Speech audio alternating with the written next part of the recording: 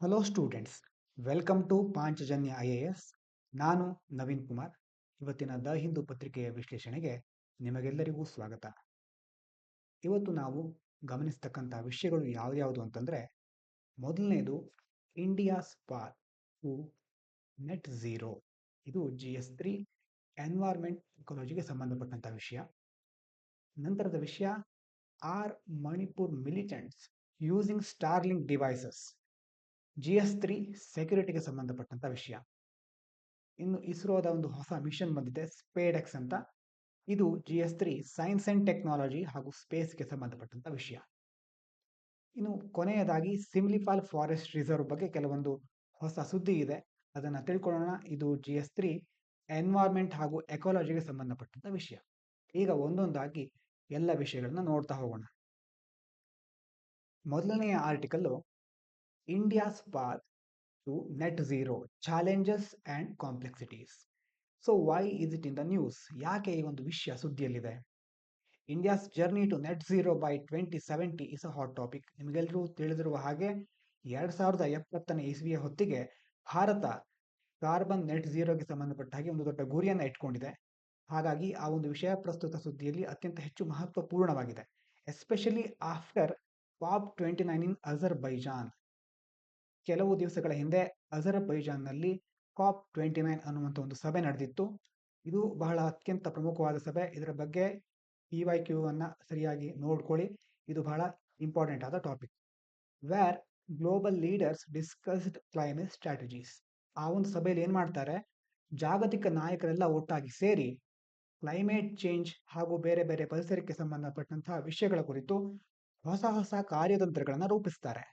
The EU's carbon border adjustment mechanism adds pressure on India's economy. ಭಾರತದ ಆರ್ಥಿಕತೆಯ ಮೇಲೆ ಯುರೋಪಿನ ಕಾರ್ಬನ್ ಬಾರ್ಡರ್ ಅಡ್ಜಸ್ಟ್ಮೆಂಟ್ ಮೆಕ್ಯಾನಿಸಮ್, ಈ ಒಂದು ಪಾಲಿಸಿ ಏನಿದೆ ಅದು ಭಾರತದ ಆರ್ಥಿಕತೆಯ ಮೇಲೆ ಹೊಡೆತ ನೀಡುವ ಸಾಧ್ಯತೆಗಳಿದೆ ಅಂತ ಸುದ್ದಿ ಇದೆ. ಹಾಗಾಗಿ this article explores these challenges and the need for global support in India's energy transition. ಒಂದು ಆರ್ಟಿಕಲ್ ಏನು ಹೇಳುತ್ತೆ, ಭಾರತಕ್ಕೆ ಎದುರಾಗುವ ಸವಾಲುಗಳು ಏನೇನು, ಹಾಗಾಗಿ ಮತ್ತು ಅದರ ಜೊತೆ ಯಾವ್ಯಾವ ವಿಷಯ ನಮಗೆ ತಿಳ್ಕೊಳ್ಳೇಬೇಕು, ಮತ್ತೆ ಗ್ಲೋಬಲ್ ಸಪೋರ್ಟ್, ಜಾಗತಿಕವಾಗಿ ಭಾರತಕ್ಕೆ ಹೇಗೆ ಸಹಾಯ ದೊರೆಯಬಹುದು, ಮುಖ್ಯವಾಗಿ ಎನರ್ಜಿ ಟ್ರಾನ್ಸಿಷನ್ ಅಂದ್ರೆ ಶಕ್ತಿ ಇಂಧನಕ್ಕೆ ಸಂಬಂಧಪಟ್ಟ ಹಾಗೆ ಭಾರತ ಯಾವ ದಿಶೆಯಲ್ಲಿ ಮುಂದುವರಿಯಬೇಕು ಅನ್ನೋದನ್ನ ಈ ಒಂದು ಆರ್ಟಿಕಲ್ ಹೇಳುತ್ತೆ. ಮೊದಲು ಕೀ ಕಾನ್ಸೆಪ್ಟ್ ಅನ್ನ ನಾವು ಅರ್ಥ ಮಾಡ್ಕೋಬೇಕು. ನೆಟ್ ಝೀರೋ ಅಂತ ಪದೇ ಪದೇ ಕೇಳ್ತಾ ಇದ್ದೇವೆ. It means the amount of carbon dioxide we release into the air should be equal to the amount we can remove or absorb. ಅಂದ್ರೆ ನಾವೆಲ್ಲ ಉಸಿರಾಡ್ತೇವೆ, ಉಸಿರಾಡಿದಾಗ ವಾತಾವರಣಕ್ಕೆ ಕಾರ್ಬನ್ ಡೈಆಕ್ಸೈಡ್ ಅನ್ನ ಬಿಡುಗಡೆ ಮಾಡ್ತೇವೆ. ಹೀಗೆ ಬಿಡುಗಡೆ ಮಾಡ್ತಾ ಇದ್ದಾಗ ವಾತಾವರಣದಲ್ಲಿ ಕಾರ್ಬನ್ ಡೈಆಕ್ಸೈಡ್ಗಳು ಅದರ ಪ್ರಮಾಣ ಹೆಚ್ಚಾಗ್ತಾ ಹೋಗುತ್ತೆ. ಸಸ್ಯಗಳು ಇರುತ್ತವೆ, ಅವು ಕಾರ್ಬನ್ ಡೈಆಕ್ಸೈಡ್ಗಳನ್ನ ಸೇವಿಸುತ್ತವೆ, ಆಮ್ಲಜನಕವನ್ನು ಬಿಡುಗಡೆ ಮಾಡುತ್ತವೆ. ಆದರೆ ನಾವು ಉಸಿರಾಟದಿಂದ ಮಾತ್ರವಲ್ಲ, ಬೇರೆ ಬೇರೆ ಇಂಡಸ್ಟ್ರಿಗಳಿಂದ ಮತ್ತು ಬೇರೆ ಬೇರೆ ಪ್ರಾಣಿಗಳ ಮೂಲಕ ಹಲವಾರು ರೀತಿಯಿಂದ ನಾವು ವಾತಾವರಣಕ್ಕೆ ಕಾರ್ಬನ್ ಡೈಆಕ್ಸೈಡ್ ಅನ್ನು ಬಿಡುಗಡೆ ಮಾಡ್ತಾ ಇದ್ದೇವೆ. ಹೀಗಾಗಿ ಪರಿಸರದಲ್ಲಿ ಏನಾಗ್ತಾ ಇದೆ, ಕಾರ್ಬನ್ ಡೈಆಕ್ಸೈಡಿನ ಪ್ರಮಾಣ ಹೆಚ್ಚಾಗ್ತಾ ಇದೆ. ನೆಟ್ ಝೀರೋ ಅಂತಂದ್ರೆ ಎಷ್ಟು ನಾವು ಬಿಡುಗಡೆ ಮಾಡ್ತೇವೋ ಅಷ್ಟನ್ನು ಸಹ ಸಮತೋಲನಗೊಳಿಸೋದು. ಎಷ್ಟು ಬಿಡುಗಡೆ ಮಾಡಿದ್ದೇವೋ ಅದನ್ನ ಸರಿಯಾಗಿ ವಾತಾವರಣದಲ್ಲಿ ಸಮತೋಲನಗೊಳಿಸೋದು. ಬಿಡುಗಡೆ ಮಾಡಿದ ಪ್ರಮಾಣಕ್ಕೆ ಪರಿಸರ ಅಬ್ಸಾರ್ವ್ ಮಾಡಿಕೊಂಡ ಪ್ರಮಾಣ ಸರಿಯಾಗೋದು, ಆವಾಗ ಅದು ನೆಟ್ ಝೀರೋ ಅಂತ ಕರೆಸ್ಕೊಳ್ಳುತ್ತೆ. The goal is for a country to release the same amount of CO2 as it can capture or reduce. Capture ಮಾಡೋದಂದ್ರೆ ಏನು, ಅಬ್ಸಾರ್ವ್ ಮಾಡೋದು, ಹಿಡಿದಿಟ್ಕೊಳ್ಳೋದು, ಅಥವಾ ಕಡಿಮೆ ಮಾಡೋದು. ಎಷ್ಟನ್ನು ನಾವು ಬಿಡುಗಡೆ ಮಾಡ್ತೇವೋ ಅಷ್ಟೇ ಪ್ರಮಾಣದ CO2 ಹಿಡಿದಿಡೋದು ಅಥವಾ ವಾತಾವರಣದಿಂದ ಅಷ್ಟನ್ನ ಕಡಿಮೆಗೊಳಿಸೋದು. ಇದು ನೆಟ್ ಝೀರೋ ಅನ್ನೋ ಒಂದು ಕಾನ್ಸೆಪ್ಟಿನ ಅರ್ಥ. For India, this means planning how much energy they will need in the future and how to balance that energy use with methods like planting trees or using cleaner energy resources to absorb or reduce CO2. ಭಾರತಕ್ಕೆ ಮುಖ್ಯವಾಗಿ ಮುಂದಿರುವ ಸಮಸ್ಯೆ ಏನು, ಯಾವ ಪ್ರಮಾಣದ ಒಂದು carbon dioxide ವಾತಾವರಣಕ್ಕೆ ಬಿಡುಗಡೆ ಆಗ್ತಾ ಇದೆಯೋ ಅಷ್ಟೇ ಪ್ರಮಾಣವನ್ನು ಅಬ್ಸಾರ್ವ್ ಮಾಡ್ಕೋಬೇಕು. ಅದಕ್ಕೇನು ಮಾಡಬೇಕು, ಮರಗಿಡಗಳನ್ನು ನೆಡೋದಾಗ್ಲಿ ಅಥವಾ ನವೀಕರಿಸಬಹುದಾದ ಇಂಧನಗಳಿರುತ್ತಲ್ಲ, ಹೆಚ್ಚು ಕ್ಲೀನರ್ ಎನರ್ಜಿಗಳು, ಆ ಒಂದು ರಿಸೋರ್ಸ್ಗಳನ್ನ ಬಳಸಬೇಕು. ಈ ಮೂಲಕ ವಾತಾವರಣದಲ್ಲಿನ ಕಾರ್ಬನ್ ಡೈಆಕ್ಸೈಡ್ ಅಬ್ಸರ್ವ್ ಆಗುತ್ತೆ ಅಥವಾ ಅದರ ಮಟ್ಟ ತಗ್ಗುತ್ತೆ. ಇಂಡಿಯಾಸ್ ಡೆವಲಪ್ಮೆಂಟ್ ನೀಡ್ಸ್, ಭಾರತದ ಅಭಿವೃದ್ಧಿಗೆ ಕಾರ್ಬನ್ ಡೈಆಕ್ಸೈಡ್ ಆಗಲಿ ಅಥವಾ ಇಂಡಸ್ಟ್ರಿಗಳಾಗಲಿ ಬೇಕೇ ಬೇಕು. ಡೆವಲಪ್ಡ್ ಕಂಟ್ರೀಸ್ ಗ್ರೂ ಯೂಸಿಂಗ್ ಚೀಪ್ ಕೋಲ್ ಬೇಸ್ಡ್ ಎನರ್ಜಿ. ಅಂದರೆ ಈಗಾಗಲೇ ಅಭಿವೃದ್ಧಿ ಹೊಂದಿದ ದೇಶಗಳಿವೆಯಲ್ಲ, ಅವೆಲ್ಲ ಅಭಿವೃದ್ಧಿ ಹೊಂದಿದ್ದು ಹೇಗೆ? ಚೀಪ್ ಕೋಲ್ ಬೇಸ್ಡ್ ಎನರ್ಜಿ. ಈ ಒಂದು ಕೋಲ್ ಬೇಸ್ಡ್ ಎನರ್ಜಿಯನ್ನು ಯೂಸ್ ಮಾಡಿಕೊಂಡು, ಕಲ್ಲಿದ್ದಲು, ಕಾರ್ಬನ್ ಅನ್ನು ಬಿಡುಗಡೆ ಮಾಡುವಂತಹ ಬೇರೆ ಬೇರೆ ಇಂಧನಗಳನ್ನು ಯೂಸ್ ಮಾಡಿಕೊಂಡು ಡೆವಲಪ್ಡ್ ಕಂಟ್ರೀಸ್ ಏನಾಗಿದೆ, ಅಭಿವೃದ್ಧಿ ಹೊಂದಿದೆ. But India however is expected to use more expensive renewable energy resources. ಈಗಾಗಲೇ ಅಭಿವೃದ್ಧಿ ಹೊಂದಿದ ದೇಶಗಳಿದೆ, USA ಮುಂತಾದವುಗಳು, ಅವು ಅಭಿವೃದ್ಧಿ ಹೊಂದಾಗಿದೆ. ಹೇಗೆ ಅಭಿವೃದ್ಧಿ ಹೊಂದಿವೆ ಅಂತಂದ್ರೆ, ಅವರು ಕಾರ್ಬನ್ ಅಂತಹ ಕೆಲವೊಂದು ಹಾನಿಕಾರಕ ವಸ್ತುಗಳನ್ನ ಪರಿಸರಕ್ಕೆ ಬಿಡುಗಡೆ ಮಾಡುವ ಇಂಧನಗಳನ್ನ ಬಳಸ್ಕೊಂಡಿವೆ. ಆದ್ರೆ ಇವೇನು ಎಕ್ಸ್ಪೆಕ್ಟ್ ಮಾಡ್ತಾ ಇವೆ ಈಗ ಅಂತಂದ್ರೆ, ಭಾರತ ಮಾತ್ರ ರಿನ್ಯೂಯಬಲ್ ಎನರ್ಜಿಗಳನ್ನ ಬಳಸಬೇಕು ಅಂತ ಅವರು ಎಕ್ಸ್ಪೆಕ್ಟ್ ಮಾಡ್ತಾ ಇದ್ದಾರೆ, making the transition more difficult. ಇದರಿಂದ ಏನಾಗುತ್ತೆ, ಭಾರತ ಇಂಧನ ಕ್ಷೇತ್ರದಲ್ಲಿ ತನ್ನದೇ ಆದ ಒಂದು ಹೊಸ ಮೈಲಿಗಳನ್ನು ಸ್ಥಾಪಿಸಲಿಕ್ಕೆ ಕಷ್ಟ ಆಗ್ತಾ ಇದೆ. Common but differentiated responsibility. ಇದರ ಅರ್ಥ ಏನು ಅಂತಂದ್ರೆ, this idea says that rich countries who have caused most of the pollution should do more to help poorer countries like India transition to cleaner energy. ಜಗತ್ತಿಗೆ ಪರಿಸರಕ್ಕೆ ಒಳ್ಳೆಯದಾಗಬೇಕು ಅಂತಂದ್ರೆ ಕ್ಲೀನರ್ ಎನರ್ಜಿಗಳು ಬೇಕೇ ಬೇಕು. ಜಗತ್ತಿಗೆ ಹೆಚ್ಚು ಕ್ಲೀನರ್ ಎನರ್ಜಿ ಇದ್ದಾಗ ಪರಿಸರ ಸ್ವಸ್ಥವಾಗಿರುತ್ತೆ, ಇದು ಎಲ್ರಿಗೂ ಗೊತ್ತು. ಆದರೆ ಈ ಕಾಮನ್ ಬಟ್ ಡಿಫ್ರೆನ್ಶಿಯೇಟೆಡ್ ರೆಸ್ಪಾನ್ಸಿಬಿಲಿಟಿ ಅರ್ಥ ಏನು ಅಂತಂದ್ರೆ, ಈಗಾಗಲೇ ಶ್ರೀಮಂತವಾದ ದೇಶಗಳಿದೆಯಲ್ಲ, ಅಭಿವೃದ್ಧಿ ಹೊಂದಿದ ದೇಶಗಳು, ಅವರು ಹಣಕಾಸಿನ ಸಹಾಯವನ್ನ ಭಾರತದಂತಹ ದೇಶಗಳಿಗೆ ನೀಡುವ ಮೂಲಕ ಹೆಚ್ಚೆಚ್ಚು ಕ್ಲೀನರ್ ಎನರ್ಜಿಯನ್ನ, ಪರಿಸರ ಸ್ನೇಹಿ ಶಕ್ತಿಗಳನ್ನ ಬಳಸಲಿಕ್ಕೆ ಸಹಾಯ ಮಾಡಬೇಕು ಅನ್ನೋದು ಈ ಒಂದು ತತ್ವದ ಅರ್ಥ. ಎನರ್ಜಿ ಡಿಮ್ಯಾಂಡ್ಸ್ ಹೇಗಿದೆ ಅಂತಂದ್ರೆ, ನಮ್ಮ ದೇಶದಲ್ಲಿ in 2020 India's energy needs were 6200 terawatt hours. 2020ರಲ್ಲಿ ಎಷ್ಟಿತ್ತು? 6200 ಟೆರಾವ್ಯಾಟ್ ಅವರ್ಸ್ಗಳಷ್ಟು ಇತ್ತು, ಏನು ಶಕ್ತಿಯ ಒಂದು ಅವಶ್ಯಕತೆ. ಆದರೆ ಈ ಒಂದು ಸಂಖ್ಯೆ ಇದೆಯಲ್ಲ, by 2070 it could need 21,000 terawatt hours. 2070ರ ಹೊತ್ತಿಗೆ ಇದು 21,000 ಟೆರಾವ್ಯಾಟ್ ಅವರ್ಸ್ಗಳಾಗುವ ಸಾಧ್ಯತೆಗಳಿದೆ. A huge increase driven by growing industries and rising population. ಜನಸಂಖ್ಯೆ ಹೆಚ್ಚಾಗ್ತಾ ಇದೆ, ಅದರ ಜೊತೆ ಇಂಡಸ್ಟ್ರಿಗಳ ಸಂಖ್ಯೆನೂ ಹೆಚ್ಚಾಗ್ತಾ ಇದೆ. ಹೀಗಾಗಿ 21,000ಕ್ಕೆ ತಲುಪುವ ಎಲ್ಲ ಸಾಧ್ಯತೆಗಳು ಕಾಣಿಸ್ತಾ ಇವೆ ಅಂತ ಈಗಿನ ಒಂದು ಟ್ರೆಂಡ್ ಹೇಳುತ್ತೆ. ಆದರೆ ಹೀಗಾದಾಗ ಏನಾಗುತ್ತೆ, ಹಲವಾರು ಸವಾಲುಗಳು ಎದುರಾಗುತ್ತವೆ. ಕೀ ಚಾಲೆಂಜಸ್ ಏನಂತಂದ್ರೆ, ನೆಟ್ ಝೀರೋ ಟಾರ್ಗೆಟ್. ಮೊದಲೇ ನಾವು ಒಂದು ಗುರಿಯನ್ನು ಇಟ್ಕೊಂಡಿದ್ದೀವಿ, India must make big investment to achieve net zero by 2070. ಇಂಡಸ್ಟ್ರಿಗಳು ಹೆಚ್ಚಾಗ್ತಾ ಇದೆ, ಪಾಪ್ಯುಲೇಷನ್ ಹೆಚ್ಚಾಗ್ತಾ ಇದೆ. ಆದರೆ ಇವೆಲ್ಲದರ ಮಧ್ಯೇನು ತನ್ನ ಗುರಿಯನ್ನು ಸಾಧಿಸಲಿಕ್ಕೋಸ್ಕರ ಭಾರತ ಒಳ್ಳೆಯ ಕ್ಷೇತ್ರಗಳಲ್ಲಿ, ಪರಿಸರ ಸ್ನೇಹಿ ಕ್ಷೇತ್ರಗಳಲ್ಲಿ ಹೆಚ್ಚೆಚ್ಚು ಇನ್ವೆಸ್ಟ್ಮೆಂಟ್ ಅನ್ನು ಮಾಡಬೇಕಾಗುತ್ತೆ. Energy growth. India needs to grow its energy demand without peaking too early. ಅಂದ್ರೆ ಮೊದಲೇ ನಮಗೆ ಅಗತ್ಯ ಇಲ್ಲದಷ್ಟು ಎನರ್ಜಿಗಳನ್ನು ನಾವು ಬಳಸ್ತಾ ಇದ್ದೇವೆ, ಇದನ್ನು ತಡೆಗಟ್ಟಬೇಕು. ಎಷ್ಟು ಬೇಕೋ ಅಷ್ಟೇ ಎನರ್ಜಿಗಳನ್ನು ಬಳಸ್ತಾ ಹೋದ್ರೆ ಎಲ್ಲರಿಗೂ ಸಮಾನವಾದ ಶಕ್ತಿಯ ಲಭ್ಯತೆ ಇರುತ್ತೆ. ಅದಕ್ಕಿಂತ ಯಾವುದೋ ಒಂದು ಹಂತದಲ್ಲಿ ನಾವು ಹೆಚ್ಚು ಎನರ್ಜಿಗಳನ್ನ ಬಳಸ್ಬಿಟ್ರೆ ಮುಂದೆ ಬರೋರಿಗೆ ಎನರ್ಜಿನೇ ಇರೋದಿಲ್ಲ. ಇದನ್ನ ಗಮನದಲ್ಲಿಟ್ಕೋಬೇಕು. Cost. Transition to clean energy is expensive. $15.5 trillion for renewables, 11.2 trillion for nuclear. ಎರಡು ರೀತಿಯ ಎನರ್ಜಿಗಳಿದೆ.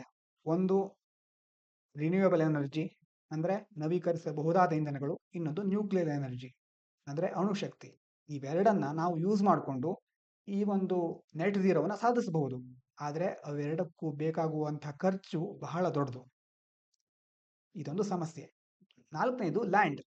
There is not enough land for all the renewable energy needed. ಶಕ್ತಿ ಉತ್ಪಾದನೆ ಆಗಬೇಕು ಅಂತಾದ್ರೆ ಅದಕ್ಕೆ ಮೊದಲು ಉತ್ಪಾದನೆಗೆ ಒಂದು ಜಾಗ ಬೇಕು. ಆದರೆ ಭಾರತದಲ್ಲಿ ಎಷ್ಟು ಬೇಕೋ ಅಷ್ಟು ಜಾಗ ಈಗಾಗಲೇ ಲಭ್ಯ ಇಲ್ಲ. Funding gap. Developed countries have not provided enough financial support. ಅವರು ಹೇಳಿದ ಮಾತ್ರ, ಆದರೆ ಇನ್ನೂವರೆಗೂ ಇಲ್ಲಿಯ ತನಕ ಭಾರತಕ್ಕೆ ಯಾವುದೇ ರೀತಿ ಹಣಕಾಸಿನ ಸಹಾಯವನ್ನ ಒಂದು ಹಂತದ ಮಟ್ಟಿಗೆ, ಅಂದ್ರೆ ಹೇಳುವಂತಹ ಮಟ್ಟಿಗೆ ನೀಡಿಲ್ಲ. Global pressure. Policies like CBAM push India to reduce emission faster. ಮೊದಲೇ ಹೇಳಿದಾಗೆ ಯುರೋಪಿಯನ್ ಯೂನಿಯನ್ ಒಂದು ಪಾಲಿಸಿ ತಂದಿದೆ, carbon border adjustment mechanism.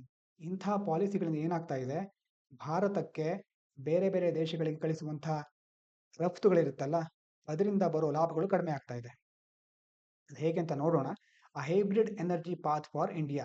Next ಏನು ಹಾಗಾದ್ರೆ, ನೆಕ್ಸ್ಟ್ ನಮ್ಮ ಮುಂದಿರುವ ದಾರಿ ಏನು? Hybrid energy. India needs a combination of renewable and nuclear energy as neither option alone can meet all it's needs. ಈಗೇನು ನಮ್ಮ ಮುಂದಿರುವ ದಾರಿ?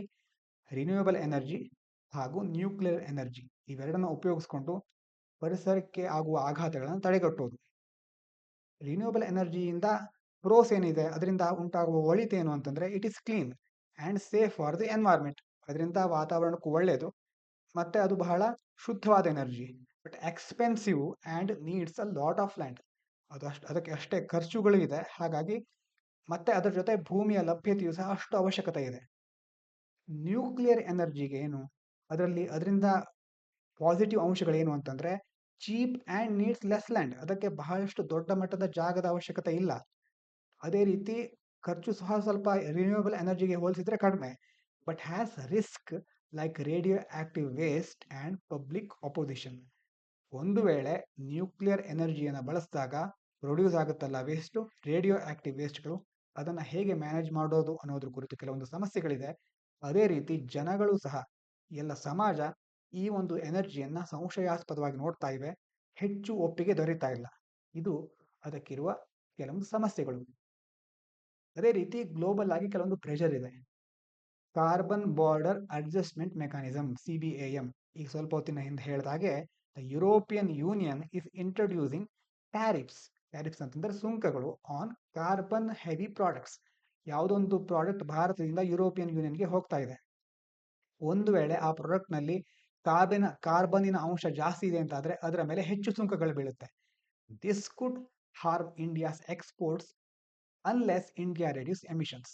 ಒಂದು ವೇಳೆ ಭಾರತ ಕಾರ್ಬನ್ ಎಮಿಷನ್ನ ಕಡಿಮೆ ಮಾಡದೇ ಇದ್ದರೆ ಇದರಿಂದಾಗಿ ಭಾರತ ಹೆಚ್ಚು ಸುಂಕವನ್ನು ಅನುಭವಿಸಬೇಕಾಗುತ್ತೆ. ಇದು ಆರ್ಥಿಕವಾಗಿ ಭಾರತದ ಮೇಲೆ ಹೊಡೆತ ಬೀಳುತ್ತೆ.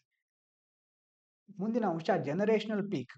India needs to balance its energy needs and emissions carefully, as peaking too early will slow its economic growth. ಮೊದಲೇ ಹೇಳಿದಾಗೆ, ಮೊದಲೇ ನಾವು ಇರುವಂತಹ ಶಕ್ತಿಯ ಎಲ್ಲ ಮೂಲಗಳನ್ನು ಬಳಸಿಬಿಟ್ರೆ ಮುಂದೆ ಆರ್ಥಿಕವಾಗಿಯೂ ಸಾಮಾಜಿಕವಾಗಿಯೂ ಎಲ್ಲ ರೀತಿಯಲ್ಲೂ ನಮಗೆ ದೊಡ್ಡದಾದ ಸಮಸ್ಯೆಗಳು ಎದುರಾಗುತ್ತವೆ ಅಂತ. What needs to happen next? ಹಾಗಾದ್ರೆ ಏನು ಆಗಬೇಕು ಮುಂದೆ? Balanced energy mix. India should use both renewable and nuclear energy meet its growing demands. ನವೀಕರಿಸಬಹುದಾದ ಇಂಧನಗಳು ಹಾಗೂ ನ್ಯೂಕ್ಲಿಯರ್ ಎನರ್ಜಿ, ಅಣುಶಕ್ತಿ, ಇವೆರಡನ್ನ ಸಮರ್ಪಕವಾಗಿ ಉಪಯೋಗಿಸ್ಕೊಳ್ಬೇಕು, ಬ್ಯಾಲೆನ್ಸ್ ಮಾಡಿಕೊಂಡು ಉಪಯೋಗಿಸ್ಕೊಳ್ಬೇಕು. International support. ಅಂತಾರಾಷ್ಟ್ರೀಯ ಮಟ್ಟದಲ್ಲಿ India needs help from the developed countries in the form of funding and advance technology. ಎರಡು ರೀತಿಯ ಮುಖ್ಯ ಸಹಾಯಗಳಿರುತ್ತೆ. ಒಂದು ಫಂಡಿಂಗ್ ಅಂತಂದ್ರೆ ಹಣಕಾಸಿನ ಸಹಾಯಗಳು, ಇನ್ನೊಂದು ಟೆಕ್ನಾಲಜಿ. ಕೆಲವೊಂದು ಟೆಕ್ನಾಲಜಿಯನ್ನ ಬಳಸೋದ್ರಿಂದ ಕಾರ್ಬನ್ ಎಮಿಷನ್ ಆಗಲಿ ಅಥವಾ ಪರಿಸರದ ಮೇಲಾಗುವ ಹಾನಿಯನ್ನ ತಡೆಗಟ್ಟಬಹುದು. ಹಾಗಾಗಿ ಈಗಾಗಲೇ ಡೆವಲಪ್ ಆಗಿರುವಂತಹ ದೇಶಗಳು ಈ ಎರಡು ಸಹಾಯದ ಮೂಲಕ ಭಾರತಕ್ಕೆ ಹೆಚ್ಚು ಸಪೋರ್ಟ್ ಮಾಡಬೇಕು ಅಂತ ಈ ಒಂದು ಅಂಶ ಹೇಳುತ್ತೆ. ಅದರ ಜೊತೆ ಪಬ್ಲಿಕ್ ಅಂಡರ್ಸ್ಟ್ಯಾಂಡಿಂಗ್, ಅಂದ್ರೆ ಜನಸಾಮಾನ್ಯರಿಗೂ ಒಂದು ಅರಿವು ಮೂಡಬೇಕು. ಏನು? People need to better understand nuclear energy's benefits to overcome safety fears. ಮತ್ತೆ ನ್ಯೂಕ್ಲಿಯರ್ ಎನರ್ಜಿಯಿಂದ ಏನೇನು ಉಪಯೋಗಗಳಿದೆ ಅನ್ನೋದನ್ನ ಜನರಿಗೆ ತಿಳಿಸಬೇಕು.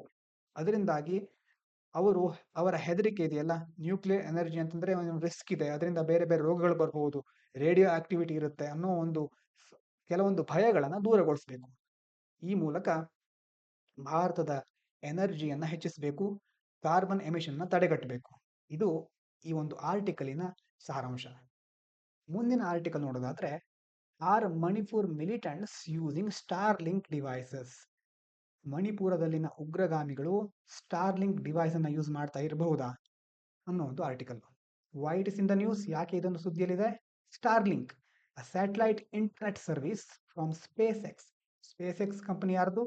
Elon Musk, is being misused by militant groups in India.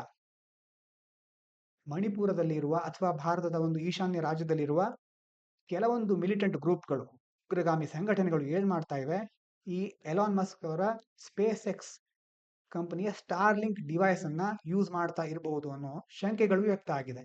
Despite being banned in the country, ಈಗಾಗಲೇ ಅಂತಹ ಡಿವೈಸ್ಗಳನ್ನು ಭಾರತದಲ್ಲಿ ಬ್ಯಾನ್ ಮಾಡಲಾಗಿದೆ. Some militants near the Myanmar border are using Starlink to communicate. ಭಾರತ ಮತ್ತು ಮಯನ್ಮಾರಿನ ಬಾರ್ಡರ್ ಇದೆಯಲ್ಲ, ಆ ಬಾರ್ಡರ್ನಲ್ಲಿ ಇರುವಂತಹ ಉಗ್ರಗಾಮಿ ಸಂಘಟನೆಗಳು ಈ ಸ್ಟಾರ್ಲಿಂಕ್ ಅನ್ನೋ ಒಂದು ಡಿವೈಸ್ ಅನ್ನು ಯೂಸ್ ಮಾಡ್ತಾ ಇದ್ದಾರೆ. Bypassing Indian government controls, Bharat ಸರ್ಕಾರದ ಕಣ್ ತಪ್ಪಿಸಿ ಈ ಒಂದು ಪ್ರಕ್ರಿಯೆ ನಡೀತಾ ಇರಬಹುದು ಅಂತ ಈ ಆರ್ಟಿಕಲ್ ಹೇಳುತ್ತೆ. ಕೀ ಪಾಯಿಂಟ್ಸ್ ಏನು? Starlink provides high speed internet via satellites. Starlink ಅನ್ನೋದು ಆಕಾಶದಲ್ಲಿ ಇರೋ ಸ್ಯಾಟಲೈಟ್ಗಳ ಮೂಲಕ ಹೈ ಸ್ಪೀಡ್ ಇಂಟರ್ನೆಟ್ ಅನ್ನ ಭೂಮಿಗೆ ಕೊಡುತ್ತೆ, ಭೂಮಿಯಲ್ಲಿರೋ ವ್ಯಕ್ತಿಗಳಿಗೆ. Which works in remote areas where traditional internet is not available. ಎಲ್ಲಿ ಸಾಮಾನ್ಯವಾಗಿ ಇಂಟರ್ನೆಟ್ ಲಭ್ಯತೆ ಇರೋದಿಲ್ವೋ ಅಂತಹ ಪ್ರದೇಶಗಳಿಗೂ ಈ ಒಂದು ಸ್ಯಾಟಲೈಟ್ ಮೂಲಕ ಇಂಟರ್ನೆಟ್ ವ್ಯವಸ್ಥೆಯನ್ನು ಮಾಡಲಾಗುತ್ತೆ. In India, using satellite phones or devices like Starlink is illegal. ಭಾರತದ ಕಾನೂನಿನ ಪ್ರಕಾರ ಈ ಒಂದು ಸ್ಯಾಟಲೈಟ್ ಫೋನ್ಗಳನ್ನಾಗಲಿ ಅಥವಾ ಸ್ಟಾರ್ಲಿಂಕ್ನಂತಹ ಡಿವೈಸ್ಗಳನ್ನಾಗಲಿ ಬಳಸೋದು ಕಾನೂನಾತ್ಮಕ ಅಪರಾಧ. Under certain laws to stop terrorism. ಯಾಕೆ ಇಂಥ ಒಂದು ಕಾನೂನನ್ನು ಜಾರಿಗೊಳಿಸಿದ್ದಾರೆ ಅಂತಂದರೆ, ಟೆರರಿಸಮ್, ಉಗ್ರಗಾಮಿಗಳ ಸಂಘಟನೆಗಳನ್ನು ಹತ್ತಿಕ್ಕಲಿಕ್ಕೆ ಹಾಗೂ ಭಯೋತ್ಪಾದನೆಯನ್ನು ತಡೆಗಟ್ಟಲಿಕ್ಕೆ ಈ ಒಂದು ಕ್ರಮವನ್ನು ಕೈಗೊಂಡಿದ್ದಾರೆ. Militants are found using Starlink to communicate secretly and avoid government detection, especially in areas like Manipur. ಮಣಿಪುರದಂತಹ ಒಂದು ಪ್ರದೇಶಗಳಲ್ಲಿ ಈ ಒಂದು ಭಯೋತ್ಪಾದಕ ಸಂಘಟನೆಗಳು ಏನು ಮಾಡ್ತಾ ಇವೆ, ಗೌರ್ಮೆಂಟ್ ಕಣ್ಣಿಂದ ತಪ್ಪಿಸ್ಕೊಂಡು ತಮ್ಮ ಕೆಲಸವನ್ನು ಮುಂದುವರಿಸಬೇಕು ಅಂತ ಈ ಒಂದು ಸ್ಟಾರ್ಲಿಂಕ್ ಡಿವೈಸ್ ಅನ್ನು ಯೂಸ್ ಮಾಡೋದು ಕಂಡು ಬಂದಿದೆ.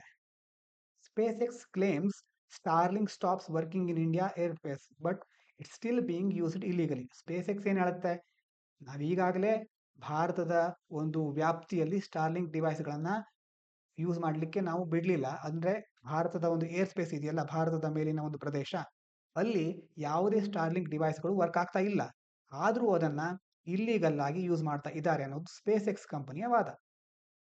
Indian government is demanding answers from space X on how Starlink is being misused by militants. ಹೇಗೆ ಆದರೂ ಆ ಒಂದು ಮಿಲಿಟೆಂಟ್ಗಳು, ಉಗ್ರಗಾಮಿಗಳು ಹೇಗೆ ಯೂಸ್ ಮಾಡಲಿಕ್ಕೆ ಸಾಧ್ಯ ಹಾಗಾದರೆ ಅನ್ನೋದು ಭಾರತದ ಪ್ರಶ್ನೆ. This has raised concern about security and need for regulations on satellite based technology.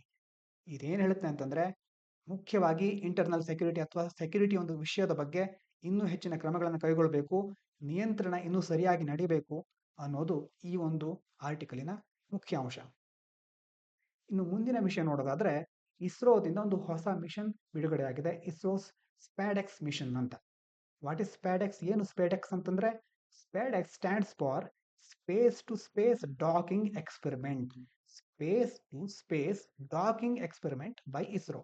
ಇದನ್ನು ಸರಿಯಾಗಿ ನೋಡೋಣ. It is a mission to show India's ability to dock 2 satellites in space. 2 ಸ್ಯಾಟಲೈಟ್ಗಳನ್ನ ಡಾಕ್ ಮಾಡೋದು ಅಂತ. So what is space to space docking? ಏನು ಹಾಗಾದ್ರೆ docking ಅಂತಂದ್ರೆ? Docking means connecting 2 spacecraft in space. ಭೂಮಿ ಇಲ್ಲಿರುತ್ತೆ, ಇದು ಸ್ಪೇಸ್ ಅಂತ ಅಂದ್ಕೊಳ್ಳಿ, ಯಾವುದೋ 2 ಸ್ಯಾಟಲೈಟ್ಗಳಿರುತ್ತೆ, 2 ಸ್ಯಾಟಲೈಟ್ಗಳನ್ನ ಕನೆಕ್ಟ್ ಮಾಡೋದು, ಇದಕ್ಕೆ ಡಾಕಿಂಗ್ ಅಂತ ಹೇಳ್ತಾರೆ. Spacecraft need to match speed and position to dock properly.